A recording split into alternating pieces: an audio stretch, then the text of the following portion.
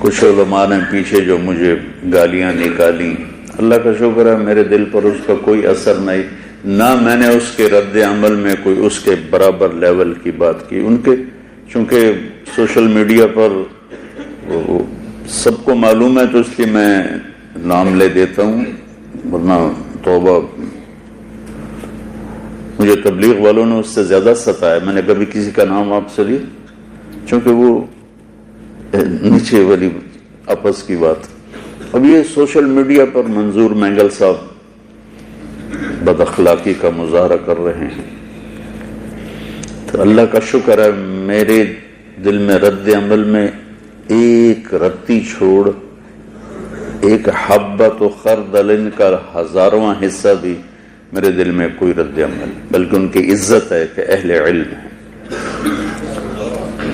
واللہ میں آپ کو قسم اٹھا کے کہہ رہا ہوں. پھر انہوں نے وہ یوسف علیہ السلام والی بات کو عنوان بنا کر جو میری کلاس لی کہ اس نے گستاخی کی ہے اور یہ علل اعلان ہمارے پاس آ کے توبہ کرے. سہون کوئی نکل جاتی ہے بات، اس کو گستاخی نہیں کہتے. اصل میں نے روایت تو صحیح بیان کی جو قرطبی میں بھی ہے، رازی میں بھی ہے، کہ آپ کو گدھے پہ سوار کرایا گیا اور شہر میں پھرایا گیا اور کہا گیا ھذا جزاء من خان سیدہ. آپ پڑھ لیں سارے اس میں. ٹھیک ہے تفسیری روایات اس درجے کی نہیں ہوتی، لیکن اگر رازی قبول کر رہے ہیں، قرطبی قبول کر رہے ہیں، تو میں کیڑی شے نہیں. تو اس میں میں نے سہون یاد نہیں رہا، میں نے کہہ دیا چہرے کو سیاہ کیا گیا.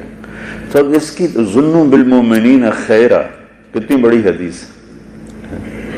اجتنبوا کثیرا من الظن ان بعض الظن اثم. مولی عدنان صاحب نے اس کا بڑا خوبصورت ترجمہ کیا کہ میرے ذہن میں یہ نہیں تھا. یہ میں اپنے چھوٹوں سے بھی سیکھتا ہوں، بڑوں سے بھی سیکھتا ہوں. تو انہوں نے ترجمہ کیا کہ مجھے لگتا ہے کہ یہ اللہ تعالیٰ کہہ رہا ہے کہ بدگمانی سے بچو، کہ بعد الظن کچھ بدگمانیاں نہیں، بلکہ یہاں یوں لگتا ہے کہ اللہ کہہ رہا ہے کہ تھوڑی سی بدگمانی بھی بڑا گناہ ہے. اگر سبحان اللہ بیٹا کیا خوبصورت ترجمہ کیا آپ نے. تھوڑی سی بدگمانی وہ تمہارے دل کو کھٹا کر دیتی ہے.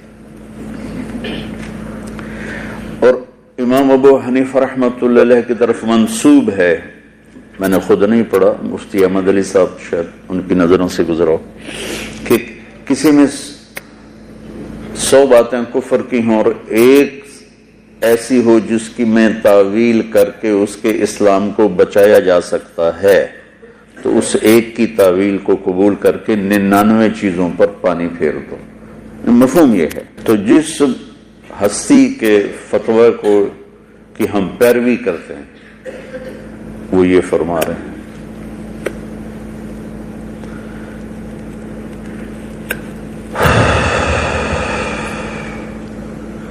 غلطی سے نکل گیا ایک جملہ تو کافر ہو گیا ہے، توبہ کرے، نکاح ٹوٹ گیا ہے. کیا عجیب بات ہے. وہ جنید جمشید رحمت اللہ علیہ کے منہ سے گستاخی کہتے ہیں عمدن کوئی بات کی جائے، قصدن. سہون جو بات ہوتی ہے، اپنے وہ مشہور حدیث نہیں سنی کہ اللہ بندے کی توبہ پر ایسے خوش ہوتا ہے جیسے کسی کی صحرا میں اونٹنی گم ہو جائے اور وہ موت کے لیے زمین پر پڑ جائے اور تھوڑی دیر کے بعد آہٹ پہ اٹھے تو اونٹنی کھڑی ہو، تو وہ اپنی خوشی میں ایسا مست ہو کہ کہے واہ واہ مولا میں تیرا رب اور تو میرا بندہ. سنی حدیث، پڑھی بھی ہوگی. یہ اس سے بڑا کلمہ کفر کیا ہوگا. لیکن وہ اپنے اس جنون میں اس نے کہا ہے. اللہ کے نبی مزہ لے رہے ہیں اس بات. میں یہ سارے دورے والے بچے بیٹھے ہیں، کل تک چند دنوں میں جانے والے ہیں. بیٹا میں یہ ان چیزوں سے تمہیں نکالنا چاہتا ہوں، یا خیر کا بول بولو یا چپ. من کان یؤمن باللہ والیوم الآخر فلیقل خیرا او. اس سے بیٹا عمل